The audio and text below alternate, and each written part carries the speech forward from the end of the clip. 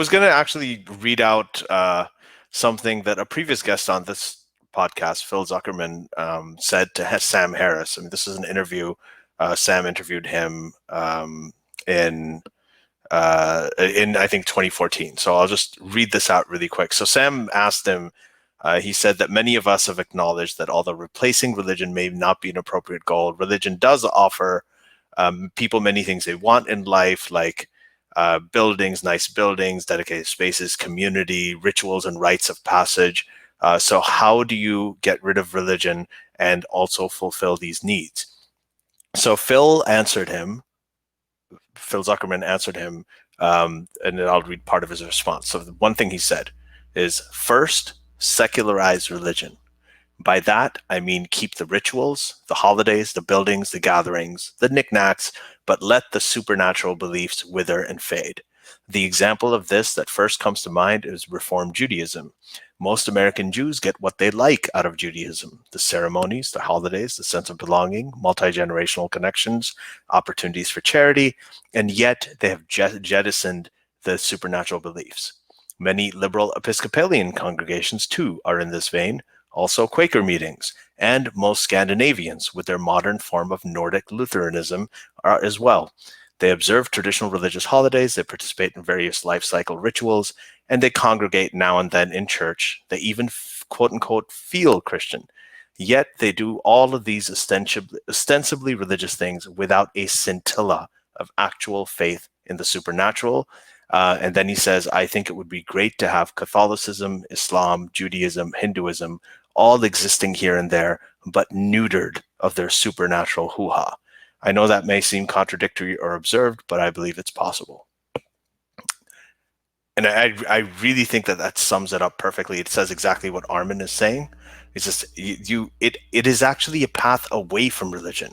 When we take away the resurrection and the lifting of Christ and all the supernatural, BS around the tradition that's super serious, and we replace it with bunnies and eggs on Easter, or with Santa Claus and elves and Christmas trees and gifts on Christmas, right? Then we are actually moving away from religion. We're turning it into something more like Halloween, something that's like a little bit more fun and enjoyable. And people can still have these things, and it's easier to unburden yourself of an ideological belief if you can still hold on to the fun of these traditions and still connect with them, because these are things that may remind you of your childhood, of your, whatever, your associations with friends and memories and everything. And you can still have that and hold on to it. It makes it easier to not have to hold on to the ideological belief. Right. And the example I usually give is, like, you could enjoy fiction without actually believing that it's true, right? You could enjoy Harry Potter without necessarily thinking that Hogwarts is a real place, and the witchcraft and wizardry. So you could enjoy religion, you could enjoy Christianity, as long as you don't believe in that any of that is actually real. You can enjoy Hinduism, right? The problem is, and people should recognize this as a problem, if you actually believe that Islam is real and that Muhammad is a prophet of God and the Quran is a revelation of God, or that Jesus rose from the dead, this is, even if you don't act on these beliefs, that's still a problem. And the example I give is that, imagine if half of the kids who read Harry Potter believe this to reflect reality. These are actual events. Even if they didn't act on it, maybe they act on it. Maybe some of them all of a sudden disappear in the middle of the night, packed up, just going on to find Hogwarts, right? You will, if this happens, you will consider this as a serious issue, right? But even if they didn't, even if depends on the kids. Even if they didn't, like, wouldn't you, like, if you said, like, if we're like half kids who read Harry Potter believe that this is real, like, imagine who wouldn't consider this as a huge issue. Like, why are half of the kids who reading Harry Potter, like millions of kids around the world, actually believe now in witchcraft and wizard? Like, everybody, Muslim, Christian, Jew, Hindu, atheist, would be like, we have a problem. We have a problem, and this is insane, and we need to figure out why are we here. But the same thing happens with Christianity, Islam, Judaism, and Hinduism, and people are like, oh yeah, just let people, just people believing in religion. What's the problem? So given how easy it is for us to acknowledge something like that, what I describe as a problem, You could see why somebody like me, who is like against, like people like, oh, as long as people are peaceful, as long as people are not harming anybody. Imagine, that makes no sense. Just this belief in these supernatural stuff is already indication of a major problem that we have when it comes to people, when it comes to addressing people do not understand how to recognize what's real and what's not real. So same thing with Harry Potter. Like we won't say like, oh, let people believe that Harry Potter is real as long as they're not hurting anybody. We're like, what the hell are you talking about? This is already an indication of a major problem that we're having. You wanted to say something? I remember kids when they turned 11 crying that they didn't get a letter from Hogwarts. Yeah. Really? Yeah. So like, okay. I don't know if they believed it was real or they wanted it to be real that badly. But yeah, that's a huge problem. Yeah. And what you were saying, if the other major faiths would feel very threatened if a lot of children actually believed that was real. In fact, I remember growing up finding VHS tapes at my grandparents' house that was basically like exposing Harry Potter, like about why you shouldn't let your kids near Harry Potter because you're introducing them into the belief of witchcraft and all this stuff. So like they were already had the alarms raised. I remember the controversy when Harry Potter first came out, right? When it first came out, I was an adult at the time. Sorry, guys.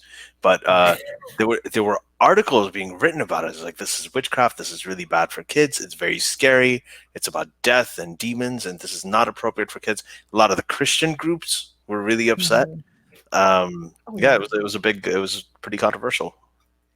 Okay, so but first that's we already know it's a problem. But Susanna mentioned the 11-year-olds. Okay, if their 11-year-old is crying because they know it's not real, they just wish it was real, I guess that's less problematic. But again, if they are actually crying, if there's two 11-year-olds, one's like, oh, why didn't I get a letter? And they think that it's real, and the other one thinks like, what the hell, this kid is an idiot. We obviously see the second 11-year-old as way smarter and more, intelligent. Like, this is a dumb. You didn't raise your kids right if your 11-year-old is actually waiting for a Hogwarts letter. Okay, I do want to ask. Okay, so by the way, this whole process of secularization is good for Muslims and Christians, right? It's this, like, a lot of people think that this is like we atheists are trying to make the world a better place just for us atheists. No, this makes Muslims in Christian countries be able to enjoy Christmas. This makes Christians in Islamic countries be able to take part in and unite and see themselves part of the community in Islamic countries, right? Iftar, baby. And this hasn't happened yet, but the same way, like if think about Muslims living in mostly Christian countries, and then we go through the secularization of things that bring people together, and all of a sudden Muslims feel like, you know what, this is fun, I want to take part in, and then now they feel more part of the community, they feel like more accepted, they feel more like hanging out around, doing the things that other people do as well, and they just feel less isolated, less ostracized, less demonized, less otherized.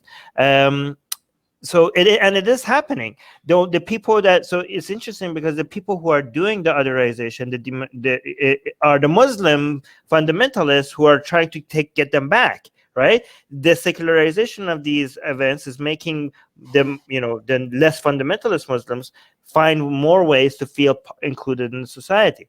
And maybe one day this will happen in Islamic countries. Maybe, I don't know. I hope one day, where the minorities feel like this is not an Islamic holiday. This is now a holiday for everybody, and they feel more part of part of the society. Imagine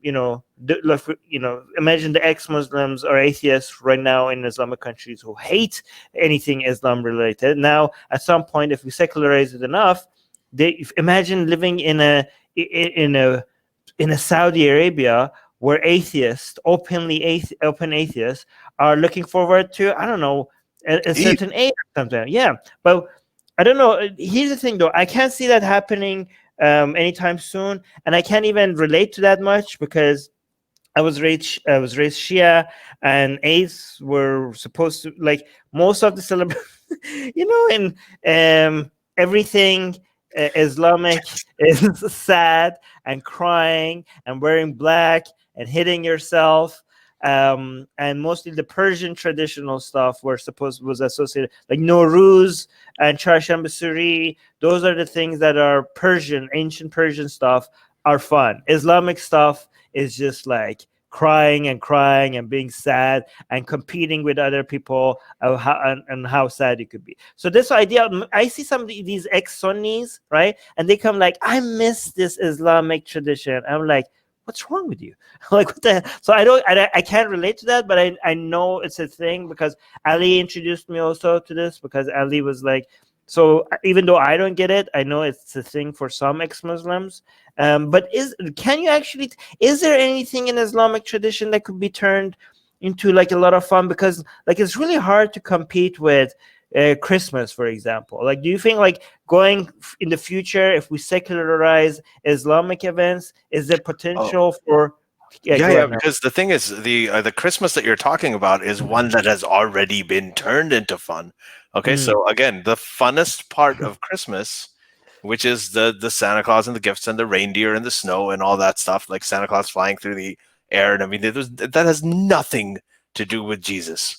Like in the North Pole winter, I mean, it has nothing to do with anything remotely Christian, right? Yet it's there because these things were added on. So all you need is a company like Coca-Cola or someone who's got an advertising campaign that just takes on Eid, and you just have to, I guess, commercialize it in that sense.